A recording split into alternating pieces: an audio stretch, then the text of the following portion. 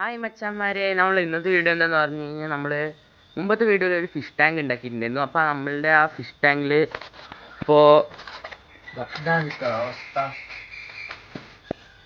അപ്പോൾ നമ്മൾ ഇതിൻ്റെ ഇടയിൽ ഒരു ആമ്പൽ ചെടിയും കൂടി വെച്ചിട്ടുണ്ടായിരുന്നു. അപ്പോൾ നമ്മൾ ഇതൊന്നും അല്ല പറയാൻ പോകുന്നത്. കാര്യം എന്താണെന്ന് പറഞ്ഞു കഴിഞ്ഞാൽ നമ്മളുടെ ഫിഷ് ഒരെണ്ണം ഉണ്ടായിട്ടുണ്ട്. ഇതിൽ ഞാൻ കാണിച്ചിട്ടാണ്